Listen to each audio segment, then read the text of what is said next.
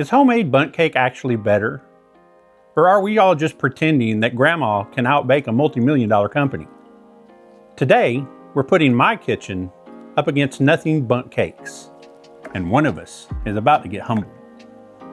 So welcome back to the channel, where we take two versions of the same food and let them battle it out like it's the Food Network Hunger Games. Let the battle begin! Today's showdown, we're putting my kitchen up against Nothing Bundt Cakes. One made right here in my kitchen, and the other one made by people who probably pipe frosting in their sleep. Now, before we dive in, a quick history lesson. The bundt cake actually became popular in the US in the 1950s. But it wasn't until 1966 that it really blew up, when a bundt cake placed second in a national baking contest. And suddenly, everybody in America was like, wait, cakes can have holes? And ever since then, we've been baking cakes that look like fancy donut with commitment issues. On one side, we have the homemade bundt cake. Real butter, real effort, and a real risk of me messing something up. On the other side, Nothing Bundt Cakes. Perfectly moist, perfectly frosted, and probably made with some kind of magic bundt cake wizardry. If this goes wrong, I just got beaten by a cake that came in a box that came out of a store that was cooked in somebody else's oven. So let's bake, taste, and finally settle this once and for all. Does homemade reign supreme, or should we just all give up and head on down to the store? Let's head to the kitchen and find out. All right, guys, welcome back to the kitchen. As we said earlier, we're going to take these ingredients and make a homemade version of the Nothing Bundt Cake. We do have the smaller bundt cake pans because we're going to make the bundtlets instead of a big one, because that's what we're comparing it against, is other bundtlets from Nothing Bundt Cakes. So let's jump into this. Let's get all this mixed up. We'll do the cake batter first, and then we'll do the frosting. We'll put it all together, and then we'll get in there and test it. So let's get started. H. David Dahlquist, owner of the Minneapolis-based Nordic Ware Company, often gets credit for inventing the bundt pan. At the height of cake baking fad in the 80s, Nordic Ware was making 30,000 pans per day. Today, over 70 million households have at least one bundt pan. Although Dahlquist was the first to manufacture the pan in 1946, he didn't invent the bundt cake or its signature pan either. The cast aluminum pans created by Nordic Ware in the 1950s were much lighter and substantially different from the ceramic Cookin molds used by the German Jews. Savvy to the anti-Semitic beliefs prevalent at the time following World War II, Dahlquist named his new pan Bundt, using bun from the original recipe and adding a T on the end to differentiate from the Nazi German-American Bund, which means group or gathering in German.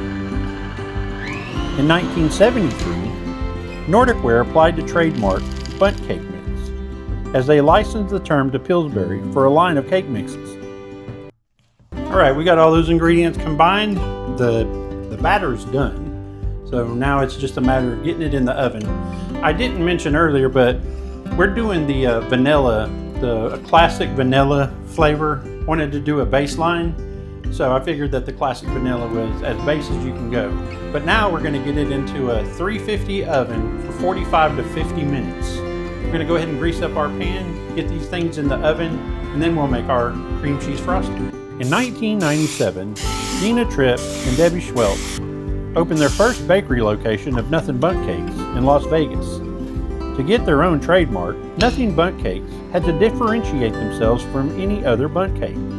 They had to come up with a secondary differentiator to stand out from the crowd and gain protected status. All right, we're going to get these in the oven at 350 for 45 to 50 minutes. I'm not sure if I overfilled them, but if I have to, I can trim some of the bottom if they puff up too much. But let's go ahead and get these things in the oven. The subtle but very important key is the way they frost their cakes. Something as simple as the placement, direction, and width of the stripes of the frosting keeps other bakeries from copying and stealing away any part of Nothing Bundt Cakes' $332 million in sales. All right, these are them out of the oven. As I said earlier, I thought I might have overfilled them a little bit, but we're gonna trim them down even so they'll sit flat. We're gonna ice them, and then I'm gonna challenge you to tell me which one is mine, the homemade, and which one is from Nothing Bundt Cakes. And now the reveal.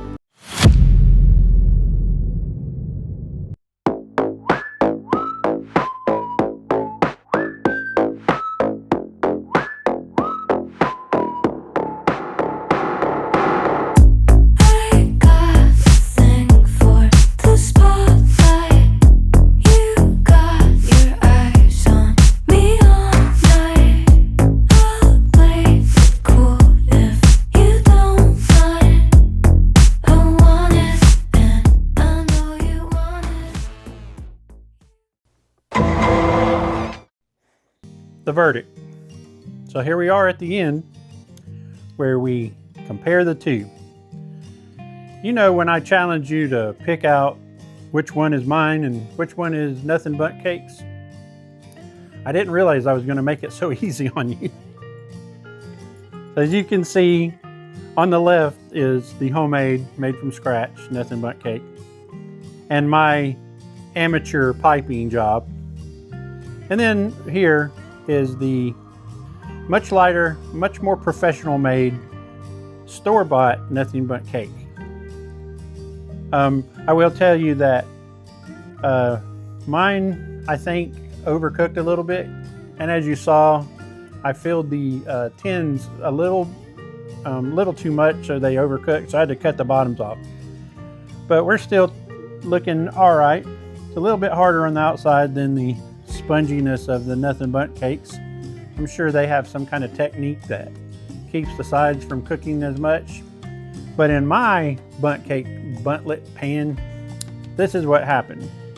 I may need to work on the temperature and time, but let's try it and see how they taste in comparison. So let's do mine first.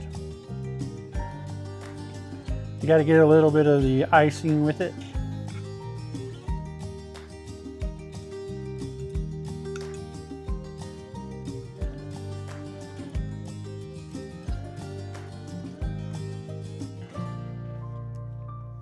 Yep, definitely overcooked.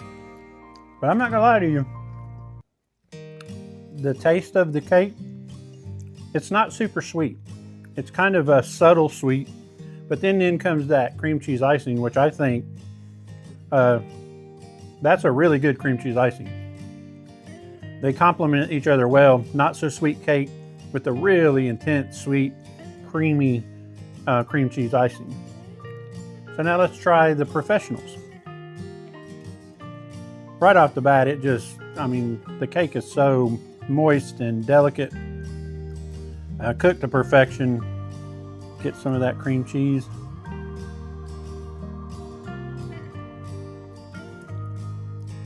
Hands down, way above and better than what I did. Again, I was just trying to get close, and I still need some practice on that. It's edible, but the Nothing Bundt Cakes is really good. And I think in this one instance, you probably want to roll on down to the store and buy you one of these. But as we always do, we can't leave Miss Piper out. Let's get her opinion.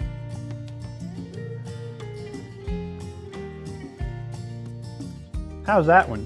Wow, that's drier than a freeze-dried milk bone. I get that it doesn't taste that good, but I did the best I could. I don't even know why I'm gonna give you this one because you're being mean to me.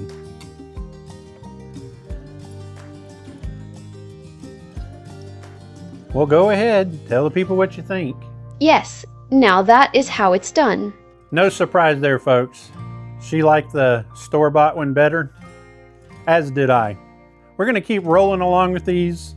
I'm having a blast, guys, and I'm learning a lot along the way.